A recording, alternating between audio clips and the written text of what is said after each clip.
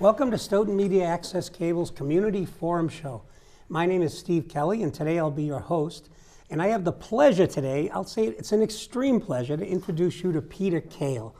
And Peter is an amazing author, and he's also done something that very few people have done, and he started his own publishing business. And I just think it's absolutely amazing. So welcome to the show, Pete. Okay, well, thanks for having me, Steve. All right. So I want to just start in with this book, Specimen, all right? Okay. So this is a book that you wrote, and was it your first book?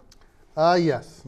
It took me 25 years to get myself to write, but yes, it was my first book. It came out in 2014. So if you want to write 8 books, it's just going to be 200 years and you'll have them all done? Hopefully not. It's all about the motivation. That took me 17 months to write. And once I had my midlife crisis and realized that I would never write it unless I actually started typing, it flowed pretty well. It's a pretty big book. Yeah? Okay. So tell the audience, like, what's that experience of, like, actually being published? What is that like for you? Well, this is self-published, the first book. So, okay. So maybe the audience doesn't know. So what's the difference? Published, self-published, vanity press? What do those sort of things mean? Okay. Well, obviously, back in the day, before ebooks and the internet started, the standard way of getting published was to type up your manuscript and send it out to publishers, usually in New York City. You'd have to get an agent most of the time. But now with the onset of ebooks and just the wide variety of ways you can publish yourself, I decided to research through Amazon what could be done. So there are probably some aspiring authors out in the audience. I'll bet there are people that have had a little, like, a book idea, and they're like, I wish I could just figure out how to do it. You were that aspiring author. What triggered you to say, I'll just go online, I'll see how they're doing it? Well, I mean, I'm a reader to begin with. Most authors start out reading, and through Facebook and social media, I became friends with a lot of the authors I was fans of. Okay. And I mean, I talked about writing so much, and I talked online, I posted about it, that my family got tired of me talking about it because they're like, yeah, sure, you're going to write a book, and they'd roll their eyes. Yeah. And they'd wait till next Thanksgiving when I would tell them the same thing. And so finally, as I said, I had a bit of a midlife crisis, and I started just asking a couple authors who I had made friends with how they went about it. And most of them were in what is called small press. Small press is what I run now. It's usually from 1 to maybe 5 or 6 people who they handle the production of the books. They cover all the costs, whereas the old school vanity press, okay, you would pay all the costs yourself. The author would pay the costs themselves. So you would have to pay up front, sometimes $1,000, $2,000, and they'd print the books for you. But then it would be up to the author to distribute them. Okay. With small press publishing, it's one step above self-publishing, which is self-publishing is basically you do all the stuff, but you didn't go to a press to do it. You worked through Amazon or Kindle Direct Publishing to get your books out there. Or Outskirts is another one, yeah. Yep, Outskirts. Ingram Spark is another one. There's many of them out there, but Amazon kind of is, they dominate everything. So that's the way I took them. I went and used them because I wanted to kind of get into the largest part of the market. Small press, as I said, they sign authors to contracts. Generally, it's a 50-50 split of the profits, but the press puts up all the money up front. They pay for the cover. They format the book. Sometimes they do the editing. I for one, I do all that. I do not do line editing. Line editing and copy editing are different. That's another thing we can talk about. Okay. Copy editing is just punctuation and following for, noting for consistency and any typos and stuff. Yeah, if you're italics for a book title, then you have to make sure it's italics in another place. Yeah, and things like exactly. that. Line editing is more plot driven. You go line by line and it's much more in depth. Right. I don't provide that. That's generally because that's a skill that it takes years and years to do. I hope the audience realizes that this is an amazing interview in that the amount of things that you can share about how to publish, how to write your own book, you're virtually a treasure trove of information. Thank you. I really want to appreciate that you brought us into this sort of world of publishing. Especially as it's evolved over the last 10 years. It's much different than it was 10 years ago. Even the last 4 or 5 years, it's become exponentially larger. Yeah, larger. So now you have a particular genre, though, that you use, and that is, I don't know if you might see this, but this is the genre of the horror stories. Horror with maybe, my book has a dash of science fiction. I don't think I know the difference. What do you mean the difference between horror and science fiction? Well, horror is a genre that can mix with other genres, I believe. Like you can have fantasy horror. Okay. Like dealing with like creatures like vampires and like ogres. Okay. Dealing with mythology. Science fiction horror. The basis of the horror comes from man messing with genetics or something like genetics and or aliens. Okay. And then there's horror that just crosses over into thrillers where the true monsters are men. It's completely realistic. You deal with stuff like the Texas Chainsaw Massacre. Okay. Yeah. There's nothing supernatural about that. There's just like a crazy guy with a chainsaw. Okay. It is weird. Yeah. My character, my book, The Specimen, it deals with an alien invasion that takes place over 3,000 years, and how they insinuate into society. It's kind of like a cross between Invasion of the Body Snatchers and any secret history conspiracy thriller out there. Okay. So like Dan Brown's books, like the histories.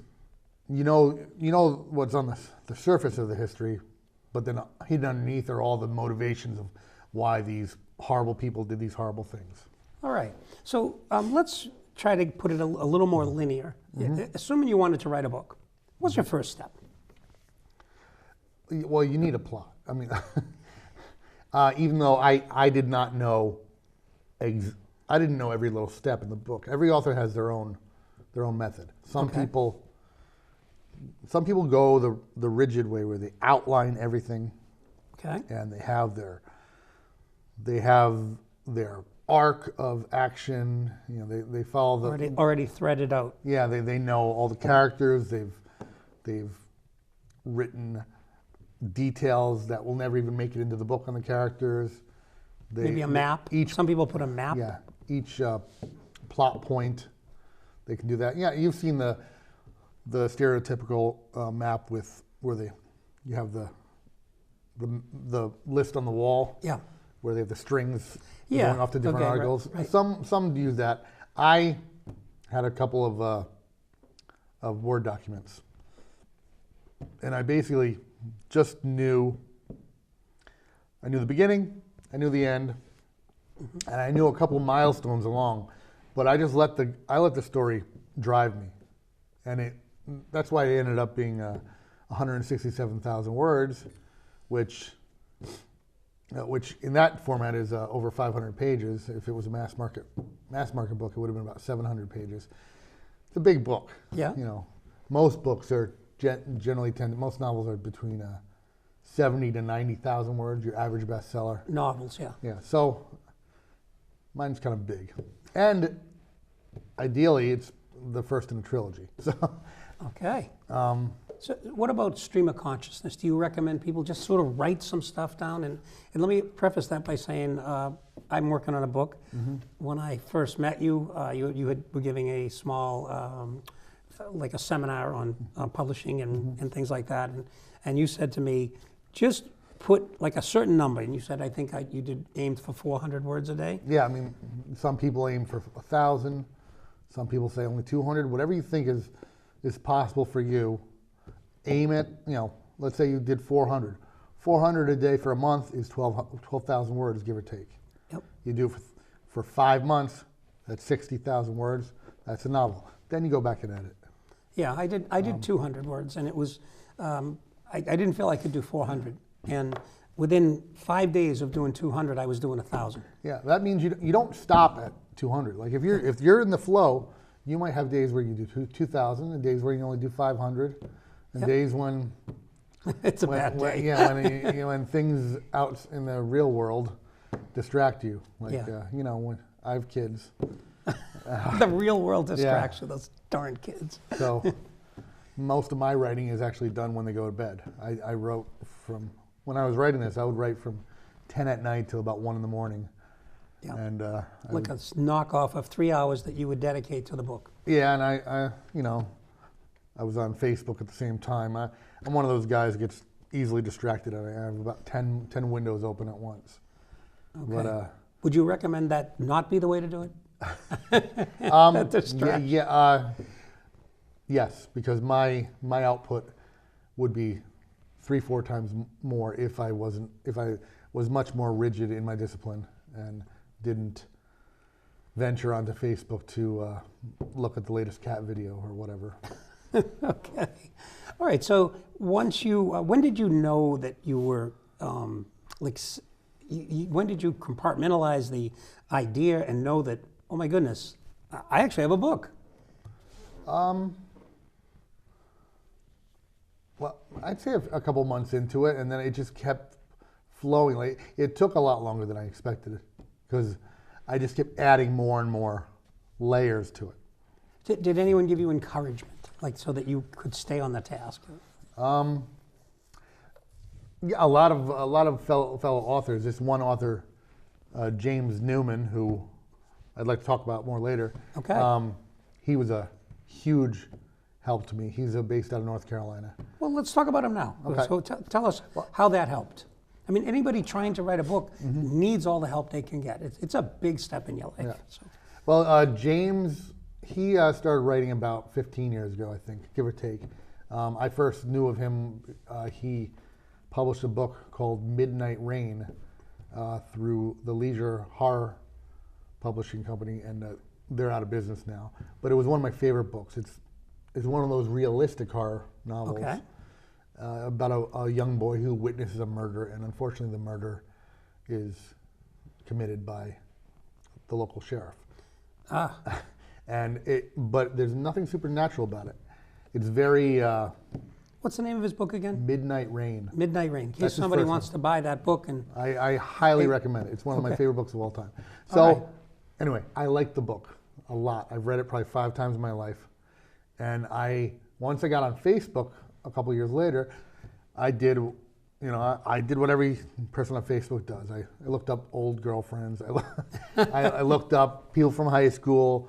I connected with my family, but I also looked up authors that I was fans of, and he was one of the first ones. And he's just a local boy himself. Not local here, but he's just a small town boy. That's what I mean to say. And he accepted my friendship right away, and we just started chatting. We have the same interests. He's a little younger than me, actually. He started writing in his 20s.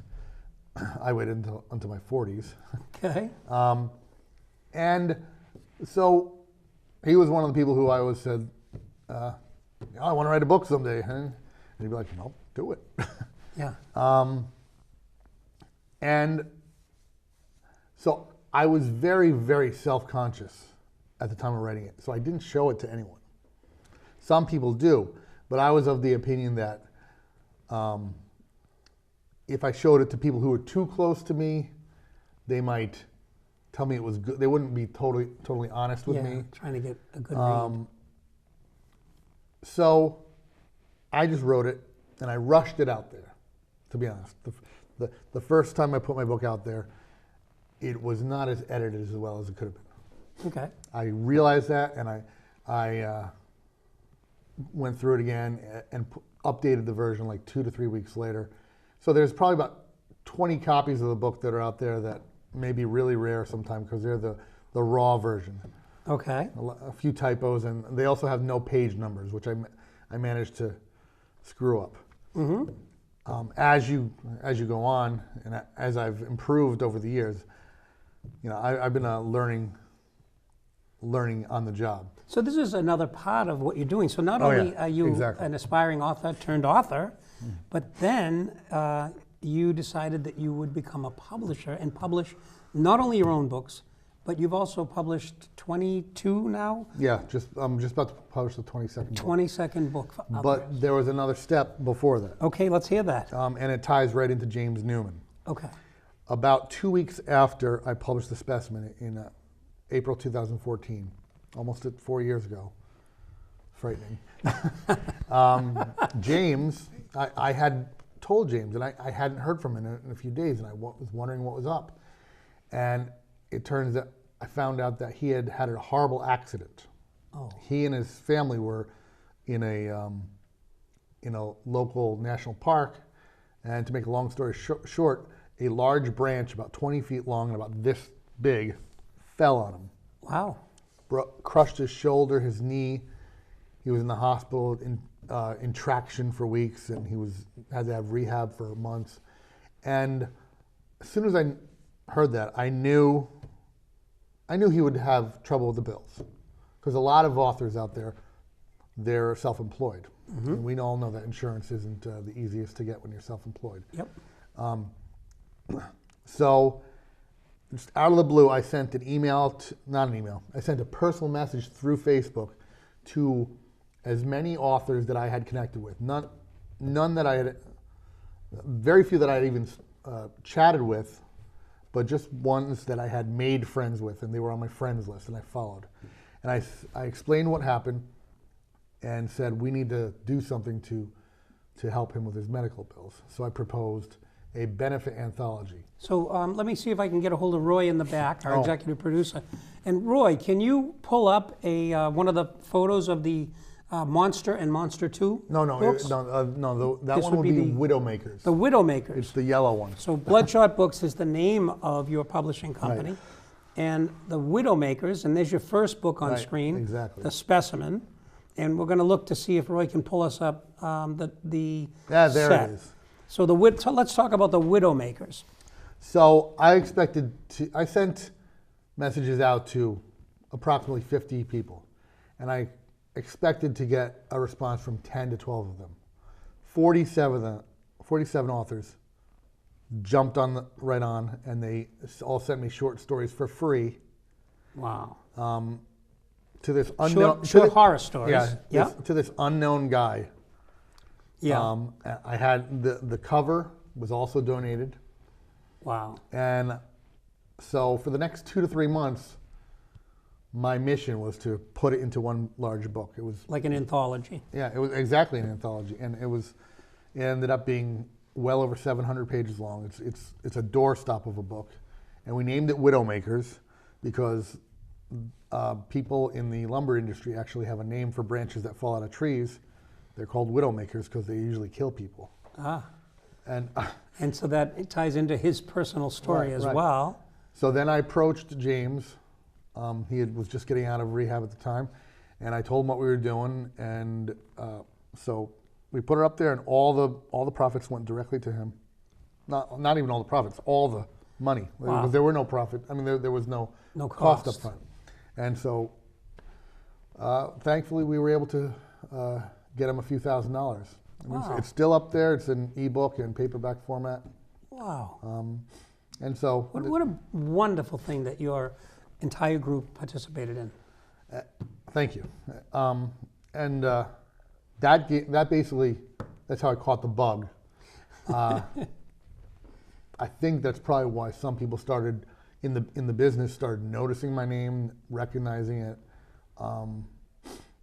And then I just said, I want to start I want to do an anthology. So I decided to do my first anthology, which was Not Your Average Monster. Not Your Average Monster. So I think Roy, and by the way, Roy's our executive producer out back. We also have Leo McGowan in studio working the cameras. We're very lucky to have everybody chipping in, and Mike Hammond put together some of the work that you're seeing on screen. So Not Your Average Monster. Roy, can we throw that up onto the screen? I think you'll see that there are two of them on that particular screen. And we just want to thank everybody who helps here at, so this, I don't think this is, let's talk about what this is. I may not have sent you. So tell us about these three books. Okay, so I ended up getting a pretty good success with. So I decided to start publishing people's become a publishing house. Original novels. You just barely get started. Why not become a publishing house? So I figured ambitious. The first way I got into it was I figured there were a lot of horror novels that I read during during the 80s and 90s that were out of print, and that I always was recommending to people, but you couldn't find a copy. So I figured let's try to track some of these authors down and offer my services to reprint them, and put them out under a publishing company. And I just came up with the name Bloodshot Books, which was not my first choice, actually. My first choice was Primordial Publishing, but then I did some research, and there was a publisher in Pittsburgh who had put out one book about 15 years ago, and they already had the price. They already had the name. So I changed to Bloodshot Books. I like Bloodshot, though. It's very picture oriented. Well, it's because our tagline is "Read until you bleed." You read until your eyes. Oh, that I don't like. But read until your eyes get bloodshot at night. Okay, yeah. Get it? So some of the first books that I first approached an author named Brett McBean in Australia, and we published his book The Awakening, which had never come to the U.S. So, and I was just blown away that he just said, "Yeah, sure." I sent him a contract that I used. I found a template online through the Mystery Writers of America. Okay. I adapted it, and I wanted to make it author friendly because I didn't want to be one of those predatory publishers. And there are a few. There's a lot of them. There's some out there who try to get every right possible. So all I ask for is paperback rights and digital rights. Okay. Which is Kindle. Okay. And I generally ask for 3 to 5 years, renewable at any time by the author and publisher if they agree. And we just split the royalties right down the middle. It's pretty standard. It's actually, let me digress, or let me say go against that. It's not standard. It's actually very generous as a publisher on your part. They're not usually as gracious about the percentage. For large publishers, true. That is true. But for small press, 50% royalties, 50 or 60-40 is generally the business standard, at least in the horror. From what I've in that genre, yeah. In that genre. Probably because, sometimes it's a little harder to get the distribution, as much distribution as you want. And also, if you were an author of mine, basically you could buy copies from me at half of retail and then sell it at retail. Yep. So the publisher makes a small profit on those, like about 20%. Yep. And then you would make the balance. Right. But I digressed. I went off on many tangents there. So back to, the first few books I published were reprints. And those were pretty well received. I put out 3 or 4 of them, and so I decided to have an open call for new authors. And you put that out on Facebook? I put it on Facebook. I'm also a member of the Horror Writers of America. Okay. Actually, Horror Writers Association. They used to be called of America. Sorry. All right. The Horror Writers Association, because we're worldwide now. Sure.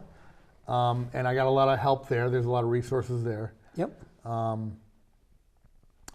And there's several groups on Facebook. where you post open calls. There's various websites that I just, again, did my research, asked people.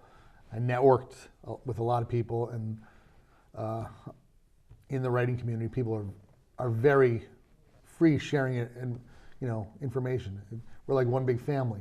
We feel that if one person succeeds, we all succeed. Very nice. It's not that way in all genres, but horror is especially. We're like a big family.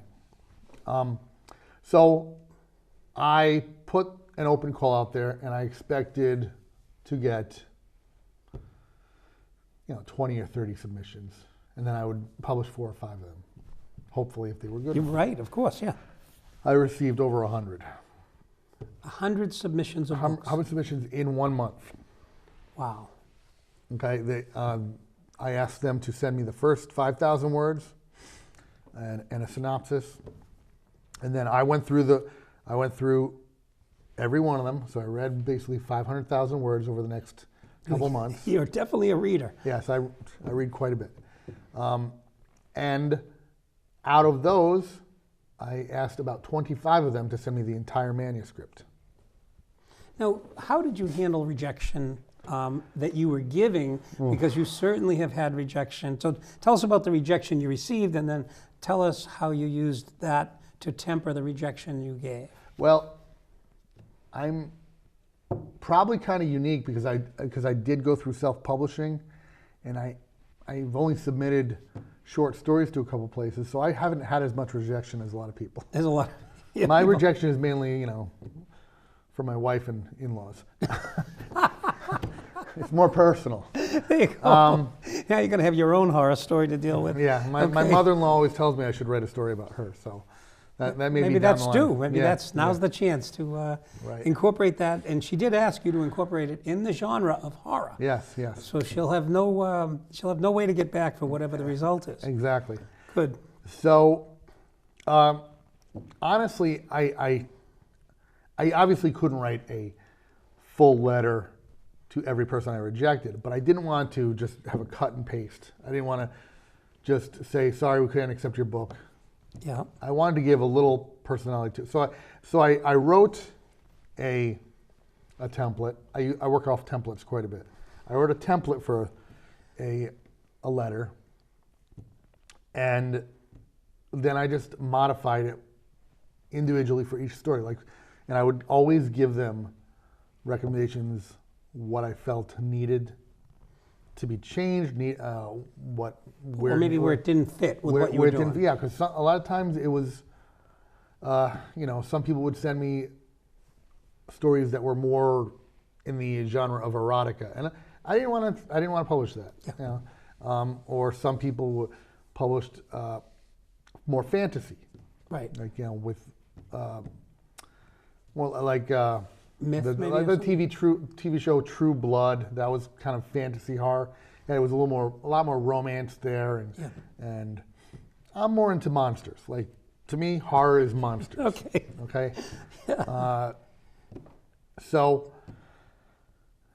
I sent out individual letters, and that took quite some time. I have my Google Mail, my Gmail mailbox has about 100 folders. While we're just mentioning it, Roy, out back, can we put up Peter's contact information? So anybody who wants to get a hold of Peter and maybe have him do it. Oh, great. So Peter Kahle, by the way, just like the vegetable. Yep. All right. Author and publisher of Bloodshot Books, 781-856-6642. And the email is peterkahle@gmail.com and bloodshotbooks.wordpress.com. Oh, there's too many O's in Bloodshot Books there. Okay, so we'll take one more O out. So that's the editor in you coming out. Right. The best place to contact me is on Facebook. Okay. I mean, I live on Facebook. All right. It's where I do all my networking. Yeah. And so back to the process of rejecting and accepting people. When I rejected people, sometimes their books were worthy of publication. Awesome. So I knew of other publishers who would maybe accept books that were more dark fantasy or had more erotica or more crime in it. Right. And so I would forward them on that Yeah, way. that's great. Now you got to, let me just direct Yeah, you a I'm- little. You got to meet these people, and there is a writers' symposium. You just attended one Oh, well, recently. yes. Tell me about that. Well, I mentioned HWA, the Horror Writers Association, a little while ago. They've been around for almost 30 years, and I became a member of it.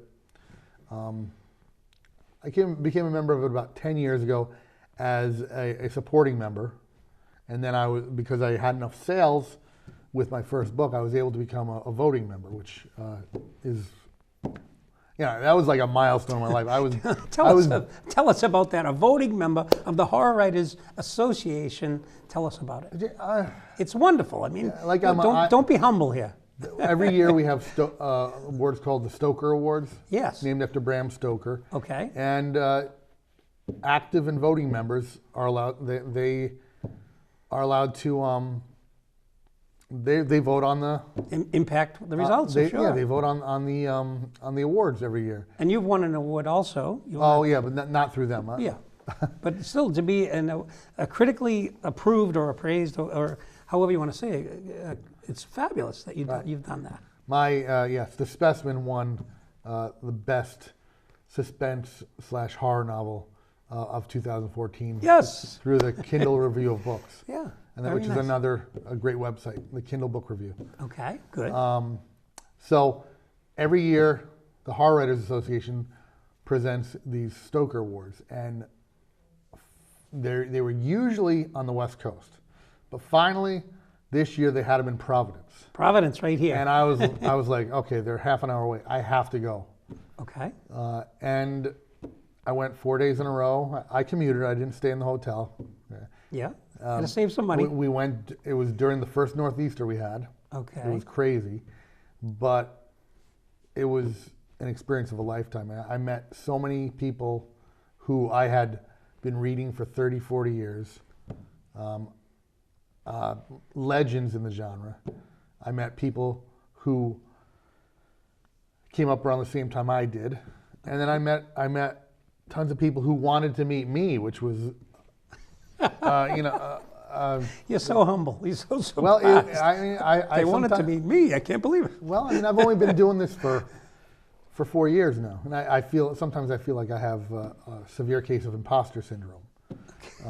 That could be a great title for a book. The Imposter Syndrome. I'm sure there is a book out there. Oh, okay. So basically, it was in the Biltmore down in Providence. Yeah. And it was just 4 days of writers' panels and networking and selling books. You were on one of the panels, I understand. I was on 3 of the panels. 3 of the panels, yes. We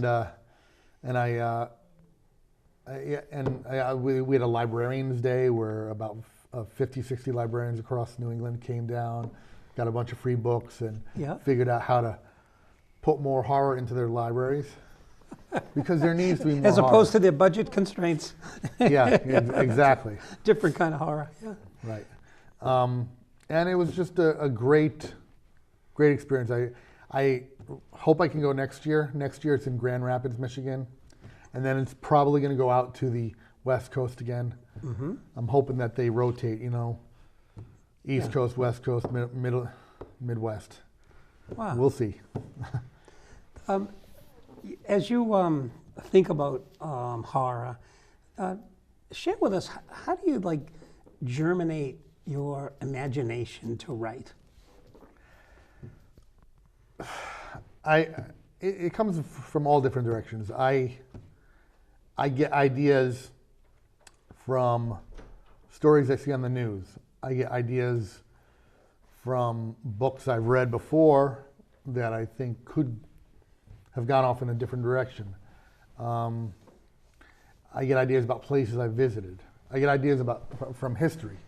A lot of my book, The Specimen, has flashbacks where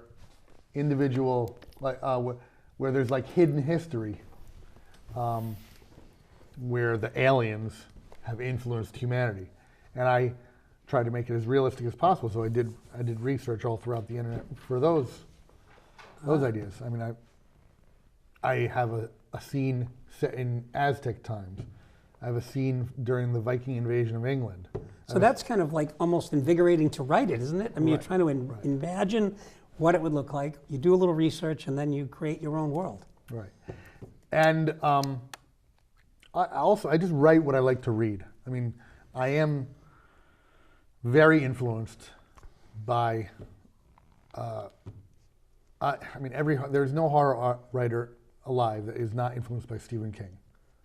Okay. And he is the most prolific, most well-known horror author and possibly author in the world. Okay.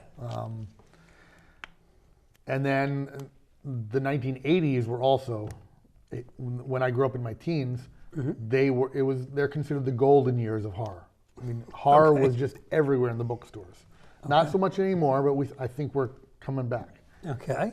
You could go into any Barnes and Noble or B. Dalton booksellers, if you remember those. Okay. And there would be a whole section dedicated to horror. Nowadays, unfortunately, they've eliminated the horror section and they mix it in with general fiction. What do you attribute, like, what part of human nature do you, like, sort of point us to that makes it so attractive, the whole idea of horror stories? Some people just like to get the thrill. Scared, like the willies? Some people like to read a spooky book on a stormy night.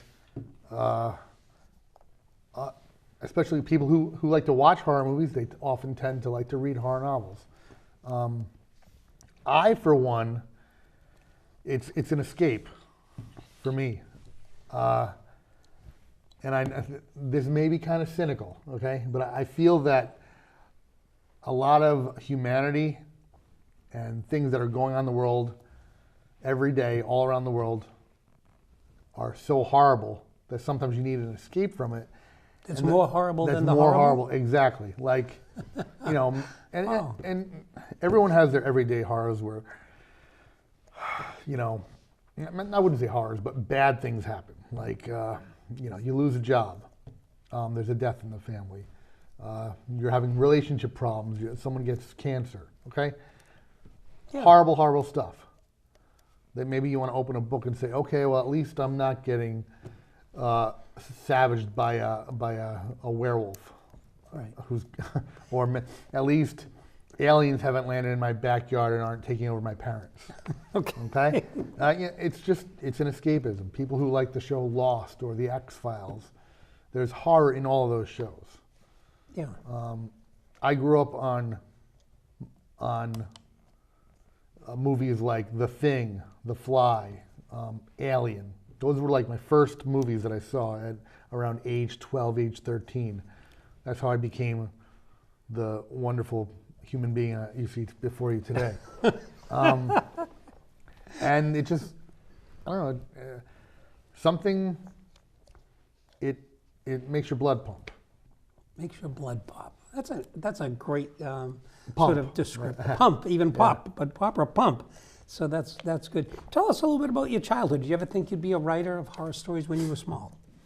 Well, not when I was small. I probably first started thinking about writing when I was in my teens. I know I loved reading. I mean, I started reading when I was 3. I was very precocious. And my grandfather, who the specimen is dedicated to, he really encouraged it. Like other people in my family encouraged it, but my grandfather, every time he saw me, gave me a new book. And he probably gave me books that, were a little... a little over the edge for your age. I don't think some of the books he didn't even read, and he gave them to me. He just knew that I liked weird stuff. He's the one who gave me my first horror novel, which was Salem's Lot by Stephen King. Okay. I read that when I was 9 years old. Okay. I was reading adult novels rather early. Yeah. So that it's all his fault. So it's an inspiration. Good. Yeah. And then I bet he'd be very proud. In my teens, I started thinking about it and started talking about it. And then I went to college and I took some courses. I took a couple creative writing courses, took some playwriting courses, and never did anything with it. I mean, I got a degree in acting and directing, did nothing with it, and then a few years later I became a teacher. So Okay. I was. So you've got to make your way in life. I think we all go through periods of time where. Yeah, mine was. Let's put bread on the table before we go running off with Mine was more thoughts. wandering in a fog for about a decade. Okay.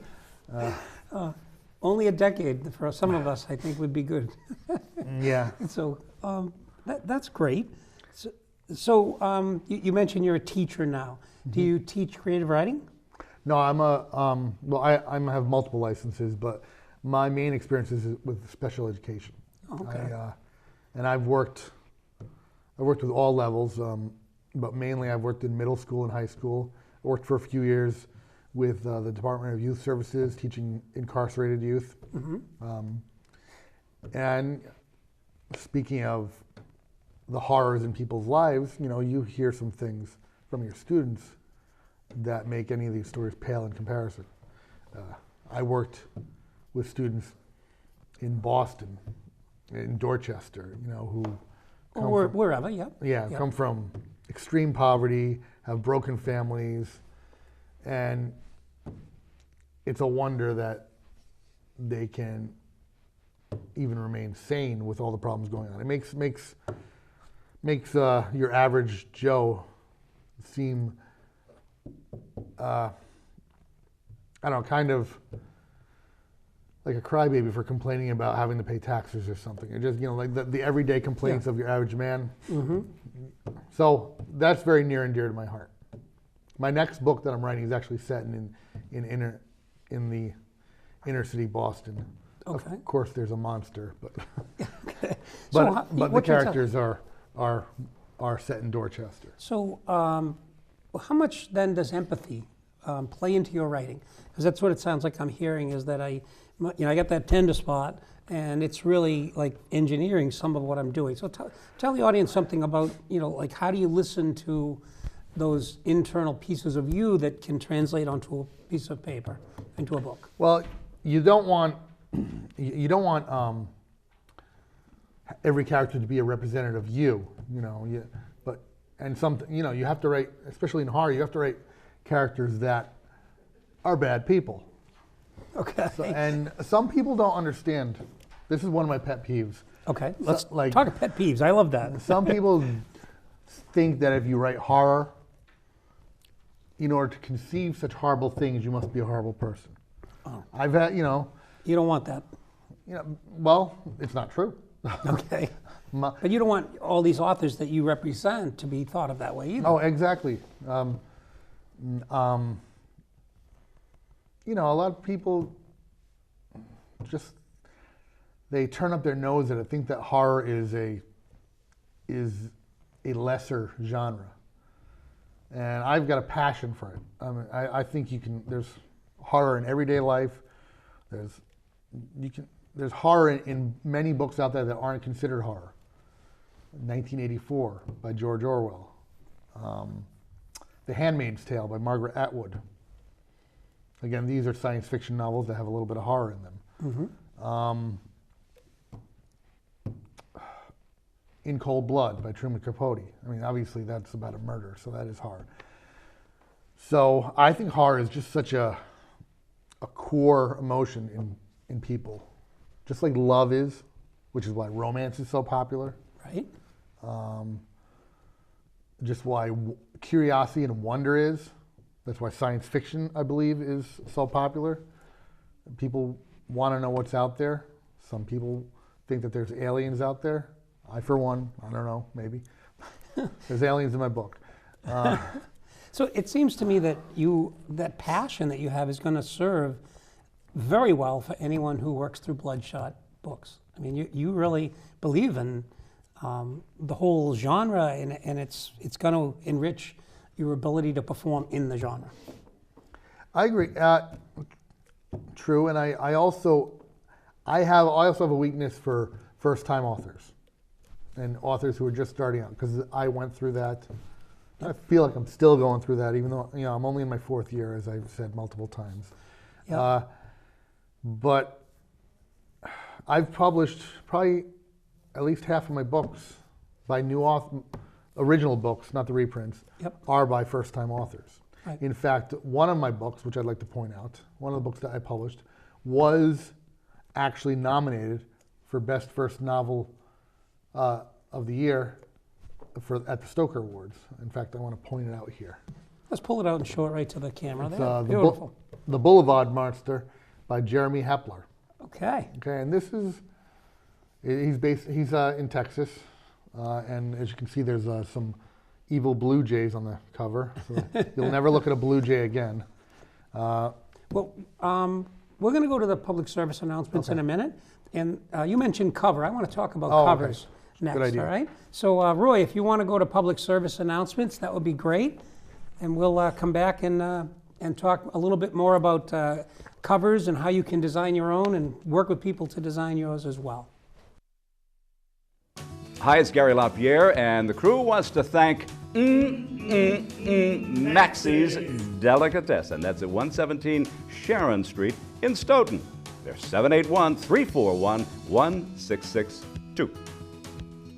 American Cancer Society, yes, they're looking for volunteers. Drive cancer patients to and from their treatments. 1-800-ACS-6662, or just go to www.cancer.org.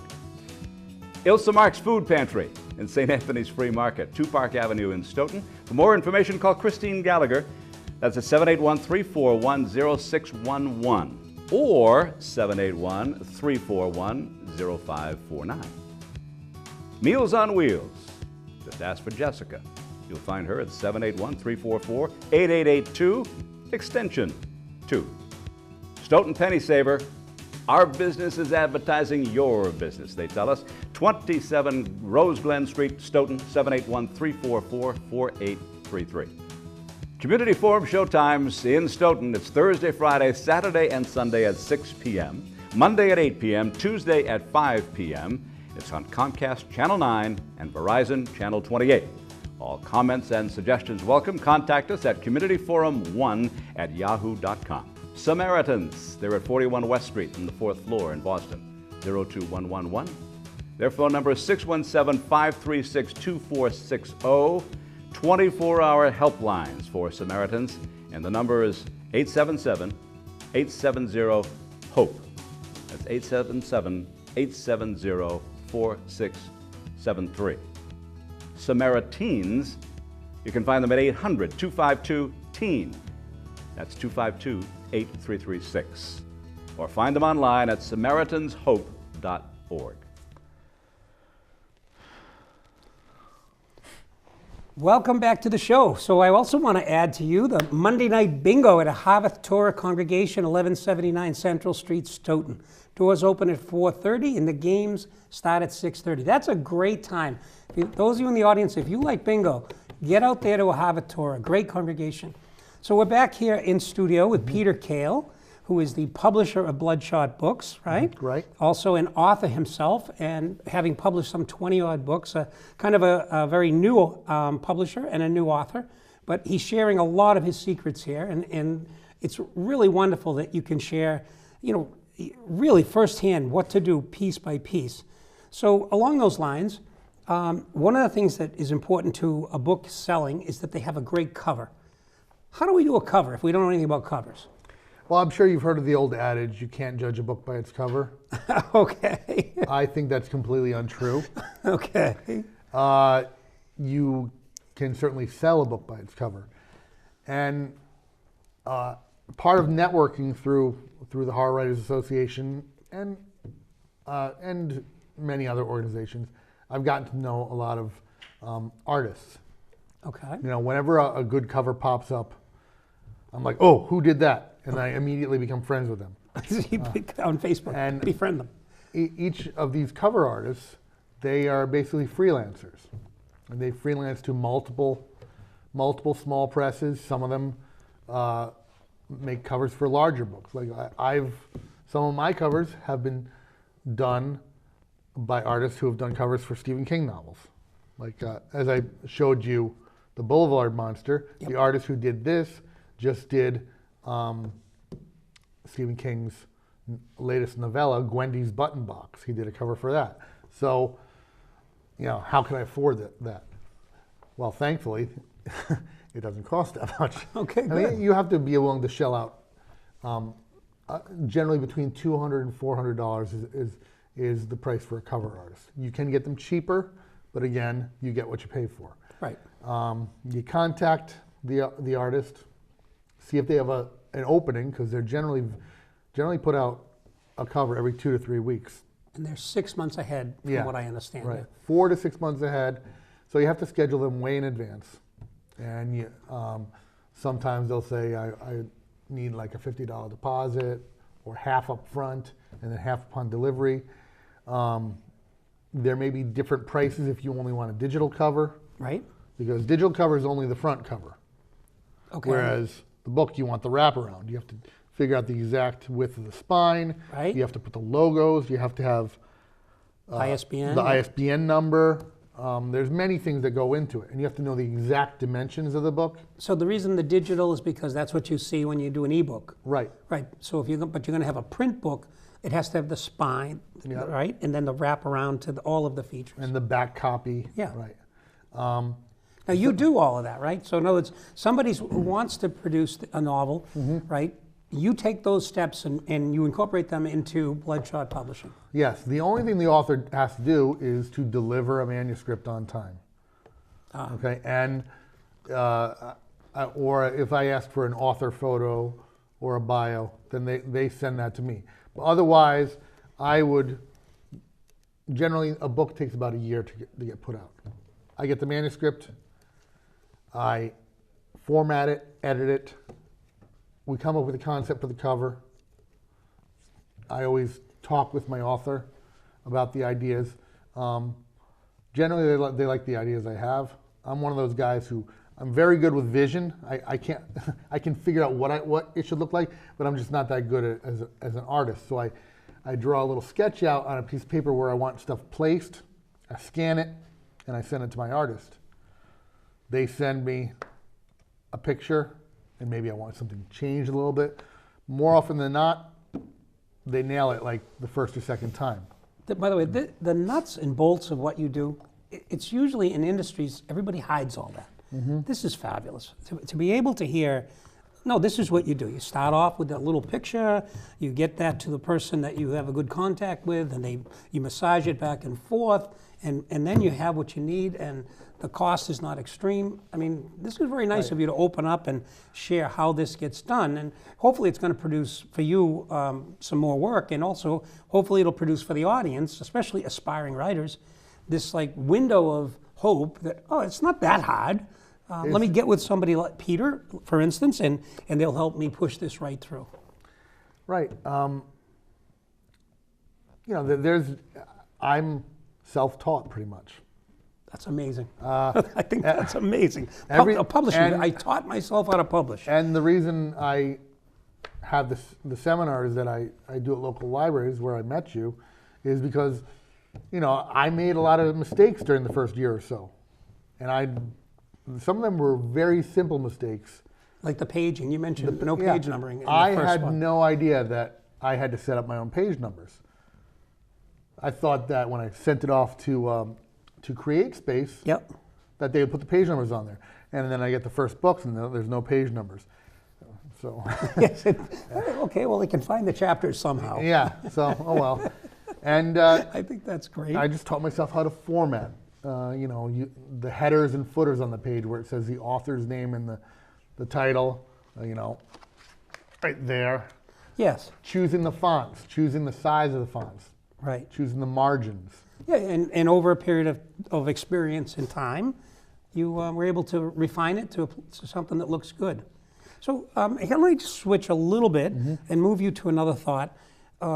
There are probably several of the types of presses that you are. What would you call yourself? Small press. A small press. How could people support authors and small presses if they wanted to? Like what could the average Joe who doesn't want to write a book, but just maybe wants to support what they're seeing here, this amazing assimilation of task that you're doing here? Well, the first way is obviously buy our books. Buy some books. Come on, buy these horror books. But you don't even have to do that. I mean, you can buy a paperback copy. Yeah. If your budget is a little lower and you don't mind digital books, buy a Kindle book. Most of my Kindle books are $3 or $4. Okay. Yeah. You can also borrow books through Kindle Unlimited if you're in that program. And that supports through authors. Amazon. And, Yes, because the small authors get a presses. cut of that. If you recommend books to people. Okay. If you've read it, okay, write reviews on Amazon. Or Barnes & Noble. Or Barnes & Noble, or Goodreads. Or Goodreads. I mean, there's so many review sites out there. Right. And the more reviews a book gets, the more, this is the way search engines work, the more it will show up in searches. If someone's out there that you've never met and you wrote a review on a certain novel about baseball, and they search for a baseball book, That pops up as long as there's quite a few Right. reviews. Recommend books to your local libraries. Libraries have budgets, and I know they're getting cut lately, but they still have budgets and they have to get new books. Recommend them. They're always going to buy James Patterson. They're always going to buy John Grisham, Stephen King. But they do want to support local authors. Okay? So local libraries with local authors. Okay. You just need a library card. You can go to their website, and usually there's a drop-down link that says, "How do I suggest a book?" Okay. Okay, real quick. I only have about Okay. 30 seconds left. Okay, Peter Kahle, Bloodshot Books in 5 years. Oh, ideally, I'd like to be doing this full time. All right, so that's what we hope for, just a full-time gig getting all these books out there. I'd like to take the last few seconds to thank the audience. I want to thank you for watching. I hope you learned as much as I did, and I really enjoy this. I want to thank Leo McGowan. He's our camera guy. Roy Cohen in the background. Mike Hammond, who pressed together all of the wonderful pictures and the books to help this show get off without a hitch. Jeff Pickett's in the background. Gina Cole, we miss her. She's going to come back. And thank you most especially for watching the show. Thank you.